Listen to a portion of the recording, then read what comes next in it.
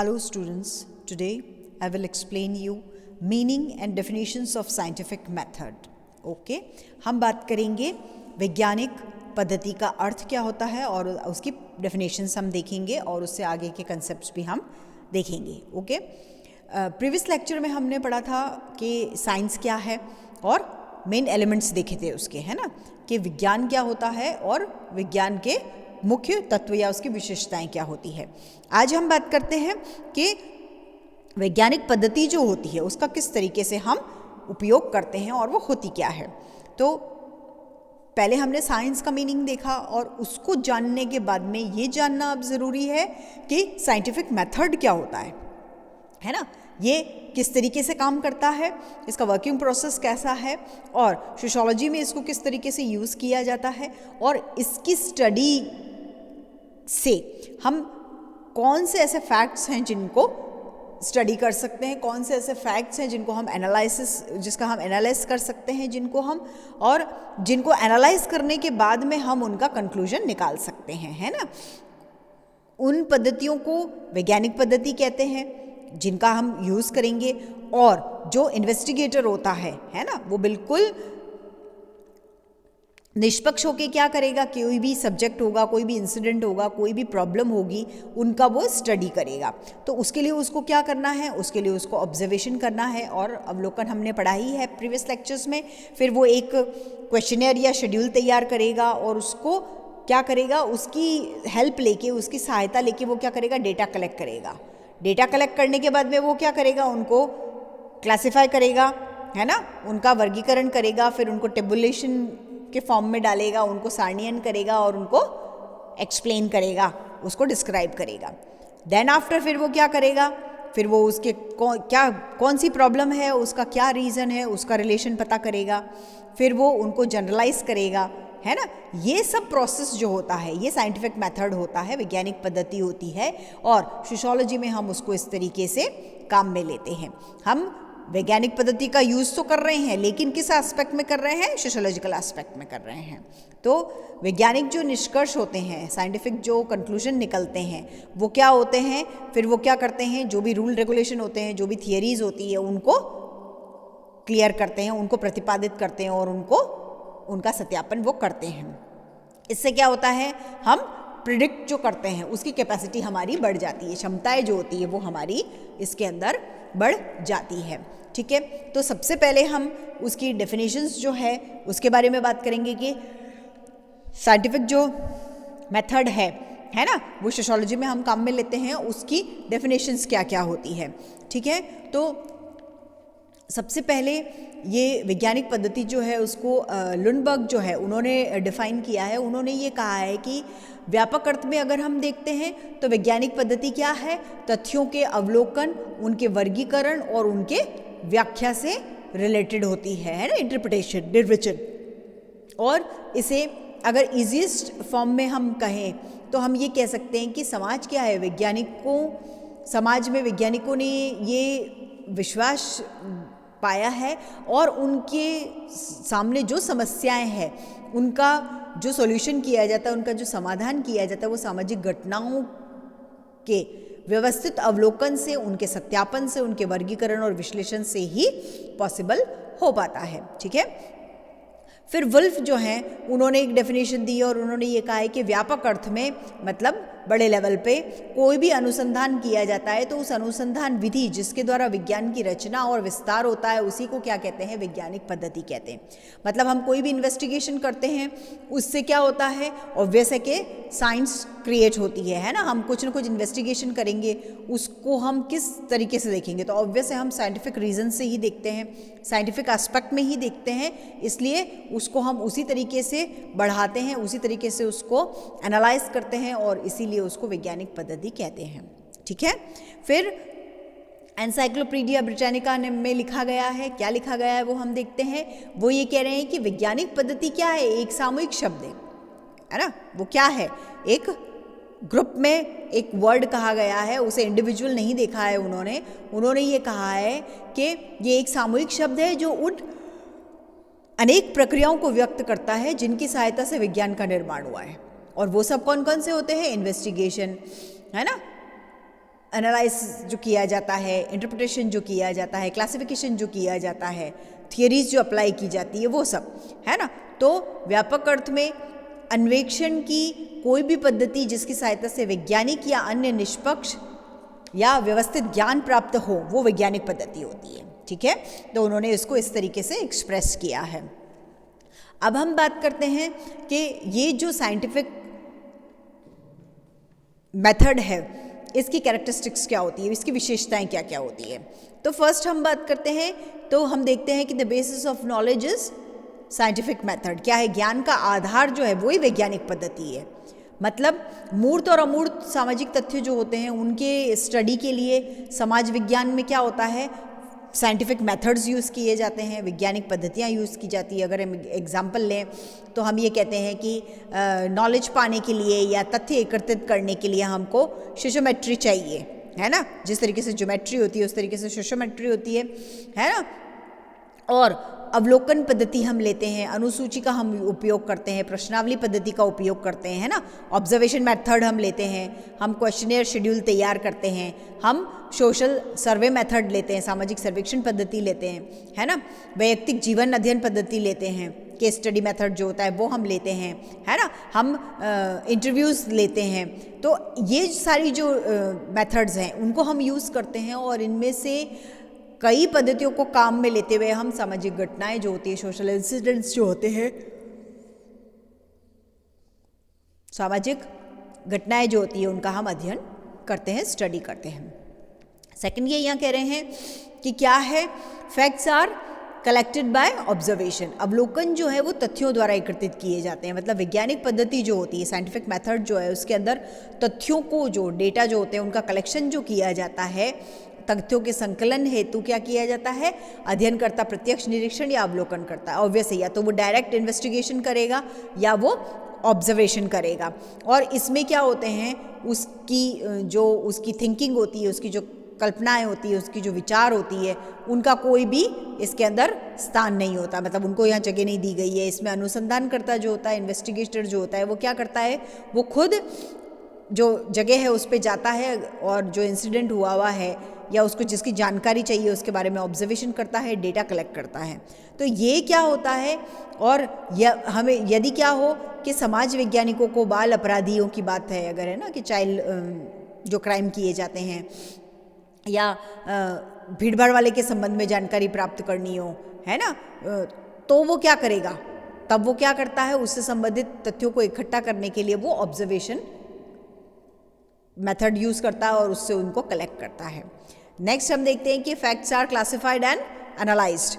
मतलब तथ्यों का वर्गीकरण और विश्लेषण किया जाता है।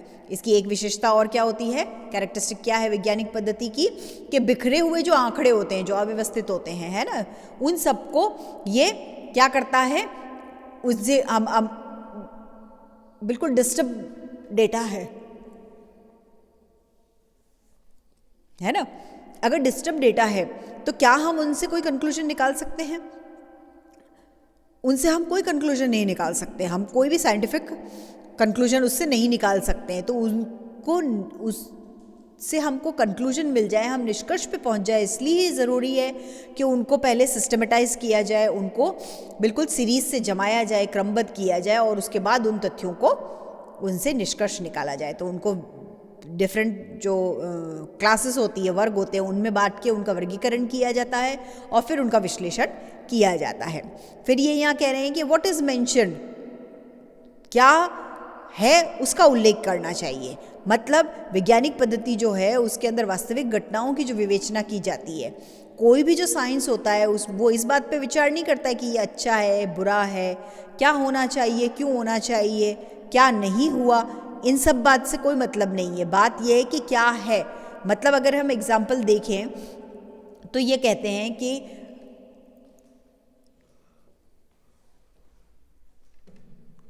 साइंस जो है ना, विज्ञान, तो वो संयुक्त परिवार की बात करें हम या जाति व्यवस्था की बात करें ना, कास्ट सिस्टम की बात करें और जॉइंट फैमिलीज़ की बात करें, तो इन जो तथ्य जो निकलेंगे उनके आधार पे वो ठीक से उल्लेख करेगा जिससे वो बने हुए हैं, ये बताने में कि वो अच्छे हैं या बुरे हैं, है ना, वो जॉइंट फैमिलीज जो है, जाति व्यवस्था कैसी है, इन तथ्यों के आधार पे ठीक उसी तरीके से वो एक्सप्रेस करेगा जैसे वो हैं।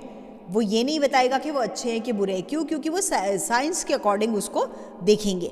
लेकिन यही साइंटिफिक मेथड को अगर हम सोशोलॉजिकल एस्पेक्ट में देखते हैं तो हम इनके बारे में पूरा नॉलेज दे सकते हैं।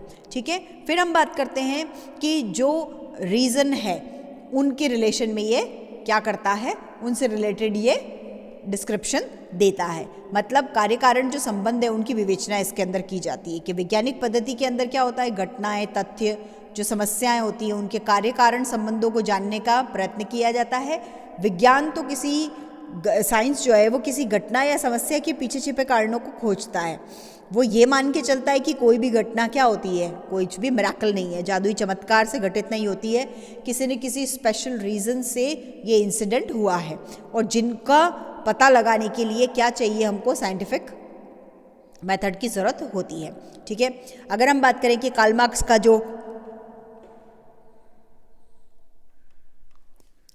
जो क्लास कॉन्फ्लिक्ट का थियरी था, वर्ग संघर्ष का सिद्धांत था, दुर्खिम ने जो सुसाइड की थियरी दी थी, इन सब के पीछे के कारण, उनके संबंध, उन सबको एक्सप्रेस किया जाना बहुत ज़रूरी होता है।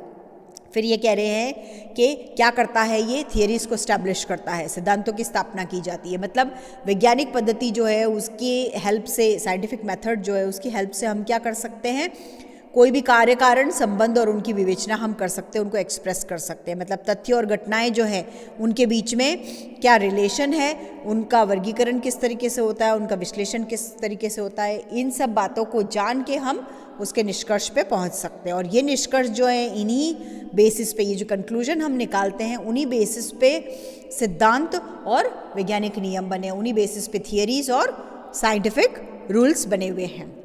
फिर क्या है, ये सिद्धांतों की पुनर्परीक्षा संभव है। ये एक विशेषता है इसकी कि समाज विज्ञान जो है उसमें, चाहे हम फिजिक्स की बात करें, चाहे हम केमिस्ट्री की बात करें, उनके अकॉर्डिंग ही, उनकी तरीके से ही सिद्धांत होते हैं और नियम होते हैं और उनको री एग्जामिन हम करने में केपेबल हो सकते हैं। इनमें वैज्ञानिक पद्धति की सहायता से क्या किया जाता है, डेटा कलेक्ट किए जाते हैं और उन पद्धतियों से प्राप्त जो तथ्य होते हैं, हमारे पास जो तथ्य फैक्ट्स होते हैं, उनकी कैरेक्टरिस्टिक्स क्या होती है कि उनकी प्रामाणिकता की जांच की जाती है, वो सही है कि नहीं है, उनकी जो सिद्धांतों की जो जांच है वो एक्चुअल है कि नहीं, ये समाज विज्ञान जो है उसके द्वारा की जाती है। अगर हम एग्जाम्पल लें कि डेटाबेस पे अगर हम कहें तो हम ये निष्कर्ष निकाल सकते हैं कि टूटे परिवार जो होते हैं उसकी वजह से बाल अपराध काफ़ी बढ़ता है। तो ये हम कंक्लूजन बहुत क्लियरली निकाल सकते हैं। देन फिर बात करते हैं कि ये यूनिवर्सल है, सार्वभौमिक सिद्धांत है कि कोई भी समाज होगा, समाज विज्ञान होगा, वैज्ञानिक पद्धति होगी, उनको काम में लेते हुए जिन सिद्धांतों का हम देखते हैं, जिन सिद्धांतों को, वे सब सार्वभौमिक प्रकृति के, मतलब यूनिवर्सल नेचर है उनका। इसका मतलब ये क्या है कि कंडीशंस जो है वो क्या है, समाज विज्ञानों में डेवलप होती है और उनके बारे में हमको नॉलेज देती है। मतलब अगर हम कहें कि ये सिद्धांत सार्वभौमिक रूप से ठीक है तो ये कहा जा सकता है कि पारिवारिक विघटन जो है वो सामाजिक विघटन पे आधारित है, कि परिवार विघटित होगा, परिवार में कॉन्फ्लिक्ट होगा तो सामाजिक कॉन्फ्लिक्ट जो है वो भी बढ़ेगा। देन फिर प्रेडिक्शन, कैपेबिलिटी ऑफ प्रेडिक्शन, कि मतलब भविष्यवाणी करने में केपेबल है ये, कि कोई भी सब्जेक्ट होता है उसमें विज्ञान ये मानता है कि क्या है, क्या होगा, है, तो ये क्या है, ये भविष्यवाणी करने में समर्थ है। जैसे एग्जाम्पल अगर हम लें कि हम ये देखते हैं कि समाज में एट प्रेजेंट जो है वर्तमान में होने वाले परिवर्तन को ध्यान में रखते हुए सोशोलॉजिस्ट ये कह सकता है कि भविष्य में, इन फ्यूचर, सामाजिक व्यवस्था का रूप कैसा होगा, जाति व्यवस्था कैसी होगी, परिवार में लोग किस तरीके से रहेंगे, कैसे कैसे चेंजेस उनमें आएंगे, ये सब कुछ प्रिडिक्ट किया जा सकता है। और फिर ये कह रहे हैं कि लॉजिक, तर्क, तो वैज्ञानिक पद्धति की एक मेन विशेषता ये होती है, कैरेक्टरिस्टिक ये है कि वो तर्क पे आधारित होता है ना। तर्क और तथ्य उन्हीं पे वो डिपेंड होता है। किसी भी बात को बहुत क्लेवर तरीके से प्रमाणित करके ये किया, अप्रमाणित भी किया जा सकता और उसके तर्क देना भी बहुत ज़रूरी होता है। ठीक है, तो ये कहा जा सकता है कि वैज्ञानिक पद्धति में अनुभव सिद्ध प्रमाण होते हैं और उन तथ्यों पे जोर दिया जाता है और फिर वैज्ञानिक पद्धति का आधार ही तर्क है और तार्किकता जो है वही इम्पॉर्टेंट इसमें होती है, ये कहा गया है। और लास्ट इसके अंदर है क्या चीज़, ऑब्जेक्टिविटी, वस्तुनिष्ठता। तो अगर हम उसकी बात करें तो ये कहते हैं कि वैज्ञानिक पद्धति में क्या होता है, ऑब्जेक्टिविटी जो है उस पर बहुत ज़्यादा जोर दिया जाता है। बिना ऑब्जेक्टिविटी के वैज्ञानिक कंक्लूजन जो होते हैं, साइंटिफिक निष्कर्ष जो होते हैं वो नहीं निकाले जा सकते हैं। मतलब इसका मीनिंग क्या होता है ऑब्जेक्टिविटी का, कि कोई भी इंसिडेंट हुआ है, कोई भी घटना हुई है तो उसका स्टडी ठीक तरीके से करना, कौन से रूप में करना, मतलब कि वैज्ञानिक पद्धति का अगर प्रयोग किया गया है, साइंटिफिक मेथड को यूज़ किया गया है, तो इन्वेस्टिगेटर जो होगा, अध्ययनकर्ता जो होगा, वो पहले उसकी सारी सावधानियों को देखेगा, उसके बारे में विचार करेगा, उसके बारे में समझेगा, है ना, कोई भी पार्शलिटी का भाव नहीं रखेगा, बिल्कुल निष्पक्ष होकर वो उन तथ्यों की जांच करेगा और उनको देखेगा, उनका डेटा कलेक्ट करेगा, उनके बारे में जानकारी लेगा, ऑब्जर्वेशन करेगा और निष्कर्ष निकालेगा। ठीक है, तो वो सब जो होते हैं वो इस वस्तुनिष्ठता के अंदर आते हैं। तो फिर हम देखते हैं कि क्या है कि इम्पॉर्टेंस जो है किसकी, इनकी वैज्ञानिक जो साइंटिफिक मेथड जो है उसकी इम्पॉर्टेंस तो है ही है, और उनको कलेक्ट करने में हमको क्या करना है, उनको इकट्ठा करने में हमको क्या करना है, ध्यान देना है हमको, और उनको साथ का साथ क्या करते जाना है, उनके निष्कर्ष पे भी ध्यान देते जाना है। देन फिर बात आ रही है किसकी, कि हम बात करते हैं कि स्टेप्स ऑफ साइंटिफिक मेथड। तो वैज्ञानिक पद्धति जो है उसके चरणों की अगर हम बात करें तो उसमें हम देखते हैं कि वैज्ञानिक अध्ययन जो होता है ना, वो क्या होता है, बिल्कुल क्रमबद्ध और व्यवस्थित होना चाहिए, और इसके निष्कर्ष पे हम पहुँचे और उसके नियम और सिद्धांतों को हम देखें तो उसमें निश्चित चरण जो होते हैं उन्हीं से उनको निकलना पड़ता है। मतलब लुंडबर्ग सोशियोलॉजिस्ट हैं एक, और उन्होंने इसके 4 स्टेप्स बताए। पहला क्या बताया है कि प्राकल्पना का निर्माण करना, हाइपोथेसिस तैयार करना, देन फिर अवलोकन करना, ऑब्जर्वेशन करना, थर्ड फिर क्या है, डेटा कलेक्ट करना और क्लासिफिकेशन करना, तथ्यों का वर्गीकरण करना, ठीक है, और लास्ट क्या है, जनरलाइजेशन, सामान्यकरण। इसी तरीके से पीवी यंग ने बताए हैं, इसी तरीके से कई सोशियोलॉजिस्ट थे जिन्होंने इसके अलग अलग स्टेप्स बताए हैं। ठीक है, तो हम इसके स्टेप्स देखेंगे। फर्स्ट है यहाँ पे सिलेक्शन ऑफ द प्रॉब्लम, समस्या का चुनाव करना सबसे पहले, कि प्रॉब्लम क्या है उसके चुनाव करेंगे। देन आफ्टर फिर determination of object of the study, अध्ययन के उद्देश्य का निर्धारण करना कि हम जो स्टडी कर रहे हैं उसका ऑब्जेक्ट क्या है, हमारा इसमें उद्देश्य क्या है, हम क्यों इसको स्टडी कर रहे हैं, ये कोई सब्जेक्ट जो है हम इसका स्टडी क्यों कर रहे हैं, हमें इसके पीछे क्या कंक्लूजन मिलेंगे, क्या रीज़न मिलेंगे, ये सब कुछ। देन आफ्टर फिर आएगा फॉर्मुलेशन ऑफ हाइपोथेसिस, प्राकल्पना का निर्माण, के समस्या का चुनाव हम कर लेते हैं। देन आफ्टर फिर क्या करना है, हमको हाइपोथेसिस बनानी है, और ये जो हाइपोथेसिस होती है इससे जो कंक्लूजन है, जो जनरलाइजेशन है वो इजी हो जाता है, ये उसमें सपोर्ट करती है। फिर है determination of area and unit of study, अध्ययन क्षेत्र और अध्ययन की इकाई का निर्धारण करना, हम कौन सा अध्ययन क्षेत्र लेंगे स्टडी के लिए, कौन सा एरिया हम चूज़ करेंगे, और अध्ययन की जो इकाई है हमारी वो कौन सी होगी, उनको इसमें सेलेक्ट करना होता है। देन आफ्टर बात आती है कि selection of method of the study and study tools, मतलब अध्ययन पद्धति और उनके यंत्रों का चुनाव, कि कोई भी क्षेत्र होगा, कोई भी एरिया होगा, कोई भी यूनिट होगी, उसको डिसाइड कर लेने के बाद हम ये देखते हैं कि कौन सी अध्ययन पद्धति हम काम में लेंगे, कौन सी मेथड जो है उसको यूज़ करेंगे और कौन से टूल्स को हम काम में लेंगे। मतलब अध्ययन पद्धति कौन सी होगी, उसके बाद में हम किस तरीके से डेटा कलेक्ट करेंगे, हम उनको कैसे एकत्र करेंगे, उसके लिए हमको क्वेश्चनर बनानी है, शेड्यूल बनानी है, हमको केस स्टडी मेथड लेना है, हमको है ना वैयक्तिक अध्ययन पद्धति का काम में लेनी है। इस तरीके से हम उसके बारे में बात करते हैं, या हम इंटरव्यू के थ्रू ये सब कुछ करेंगे, ये सब। देन आफ्टर आता है observation and collection of data, अवलोकन और तथ्यों का संकलन किया जाता है। फिर कि जो हमारा सब्जेक्ट मैटर है या जो इंसिडेंट है उसको बहुत अच्छी तरीके से ऑब्जर्व करना और डेटा कलेक्ट करना। देन आफ्टर आता है classification, analysis and interpretation of data, के तथ्यों का वर्गीकरण करेंगे, हम उनको क्लासिफाई करेंगे और विश्लेषण करेंगे और व्याख्या करेंगे, है ना, कि उनको अलग अलग बांटेंगे हम, है ना, उनका स्टेप्स जो होते हैं स्टेप बाय स्टेप चलेंगे। पहले तथ्यों का वर्गीकरण करेंगे, हम क्लासिफिकेशन करेंगे, उनको कलेक्ट करने के बाद में उनको क्लासिफाई करेंगे, देन फिर उनका एनालाइज करेंगे उनको और उनको एक्सप्रेस करेंगे, कार्य कारण संबंध जो है उनके बारे में। देन आफ्टर आता है जनरलाइजेशन, सामान्यकरण, कि हम जनरलाइजेशन जो होता है उससे इसके कंक्लूजन पे हम पहुंच सकते हैं, मतलब जो वर्गीकृत तथ्य है उनके अनुमान के आधार पे निष्कर्ष निकाले जाते हैं। देन फिर है वेरिफिकेशन, जांच या पुनर्परीक्षण, कि हमने जो कुछ डेटा कलेक्ट किए हैं वो अश्योर है या नहीं, हमको ये पता लगाना है कि ये सही है या नहीं, तो ये अश्योरिटी होना बहुत ज़रूरी है। देन आफ्टर है प्रेडिक्शन, भविष्यवाणी, कि उसके बाद में डेटा कलेक्ट कर लिए हमने, निष्कर्ष के आधार पे हम क्या कर सकते हैं, प्रेडिक्ट कर सकते हैं कि भविष्य में इन घटनाओं का हम पूर्वानुमान लगा सकते हैं कि ये घटना होगी, ऐसा होगा, चेंज आएगा सोसाइटी में तो इस तरीके से आएगा, ये सब कुछ।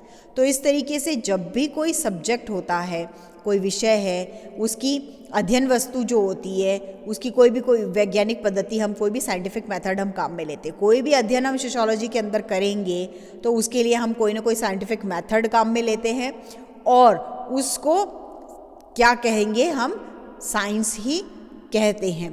क्यों? क्योंकि ये जो सब घटनाएं होती हैं इनके बारे में वैज्ञानिक विधि से ही ज्ञान प्राप्त किया जाता है, और अगर ऐसा नहीं किया जाए तो उन स्टडी करने में कमी रह जाती है। ठीक है, तो हम ये कह सकते हैं कि वैज्ञानिक प्रक्रिया जो है वो क्या है, इम्पॉर्टेंट है किसके लिए, सोशियोलॉजिकल स्टडी के लिए, समाजशास्त्रीय अध्ययन के लिए। कार्ल पियर्सन इसके लिए लिखते हैं कि सत्य के लिए क्या है, लघु मार्ग नहीं होता है, विश्व का ज्ञान प्राप्त करने के लिए वैज्ञानिक पद्धति के द्वारा हमको उसी द्वार से गुजरना होता है और उसके अलावा कोई भी मार्ग नहीं है। ठीक है, कोई भी रास्ता नहीं है। तो हमने बात की थी किसके बारे में, हमने देखा है कि केस स्टडी क्या होती है, केस स्टडी से रिलेटेड कैरेक्टरिस्टिक्स जो है ना, वो हमने देखी है। हम बात कर रहे थे कि साइंटिफिक मेथड जो है वो क्या होता है, साइंटिफिक मेथड की जो विशेषताएं हैं वो हमने देखी है ना, किस तरीके से हम उसके चरण जो है, स्टेप्स जो है उन तक पहुंच सकते हैं। ओके, तो हमने आज बात की किसकी, हमने देखा है कि व्हाट इज साइंटिफिक मेथड, उसकी हमने डेफिनेशन देखी है एनसाइक्लोपीडिया ब्रिटानिका की और एक अलग ऑथर की। देन आफ्टर फिर हमने देखा कि साइंटिफिक मेथड जो है ना, वो साइंटिफिक मेथड जो है उसकी कैरेक्टरिस्टिक्स क्या क्या है, उसकी विशेषताएं क्या क्या है, और फिर हमने उसके स्टेप्स देखे कि कौन से स्टेप्स है जिनसे वैज्ञानिक पद्धति होकर गुजरती है। नेक्स्ट लेक्चर में हम इससे आगे के कंसेप्ट को देखेंगे। Okay, thank you.